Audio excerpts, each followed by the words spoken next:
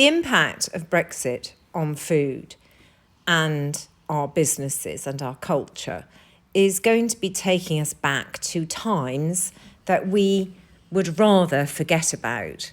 But here's a documentary from 1965 as a reminder. This summer, British seaside towns will be exposed to the day tripper as never before. Thanks to new cross-channel hovercraft services, one town hoping for a rush of francs to the bank is Ramsgate. We may not be able to do anything about the weather, but what about food? Ramsgate's publicity officer, John Hackett, has been studying the visitors and their complaints. We feel that if a foreigner is visiting England or staying in Ramsgate, it gives them a change if they try to adapt their ways to ours. In other words, they've got to accept what you offer. Yes. So what can a day tripper from Calais reasonably expect?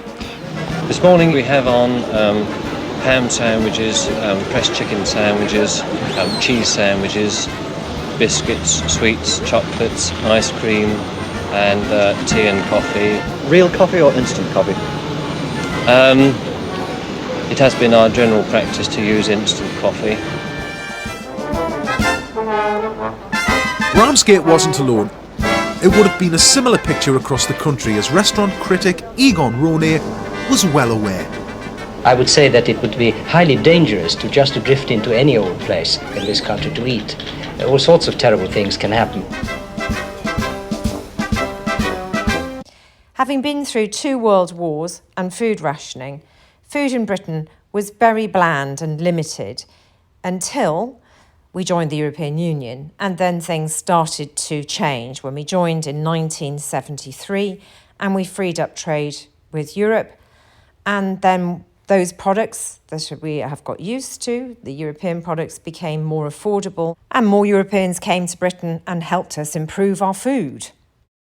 Every year, 1 million foreign tourists come ashore at Dover, hungry for their first glimpse of the White Cliffs and their first taste of traditional English cooking.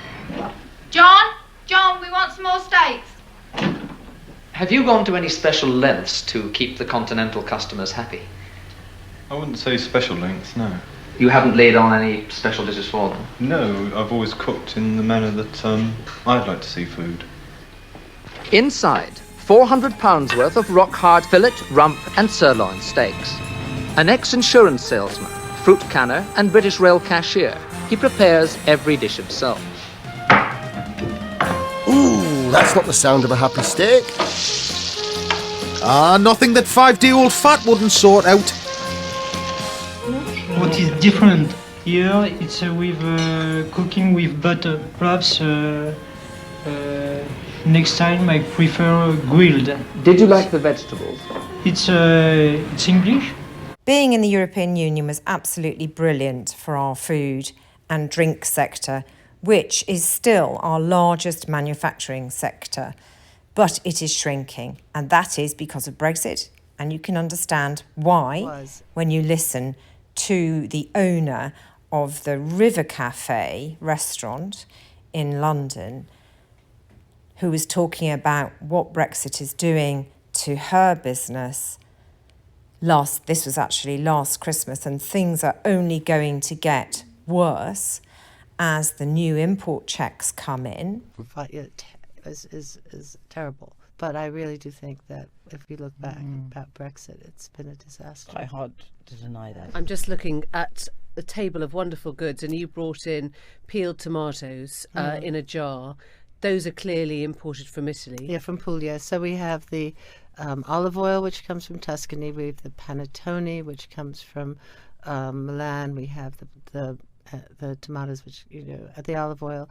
The fact is that it's harder to get them through. They have to fill out many more forms. And we were just in Tuscany with the people who make the wine and the olive oil. They were exhausted with having to go to, in the old days. And what's that doing to prices? And it's putting prices up. Yeah. So we've had to we've put wages up for everyone, because flat across the board, and 10% in May, and we've put up we've had to put up our prices, and suppliers are putting up their prices, and other the other suppliers day- saying we can't be bothered to export No, we anymore. talked. Yeah, it's a problem. The other day we had no, they haven't. We're not getting things that we could have had. Although the woman who sent us, we do these River Cafe gift boxes, and I was talking to her on the phone, and she was saying, really, next year it'd be better if we just send the chocolates to the United States from Parma, and pack them there, because Just it's miss so out the UK hard completely. to get into and then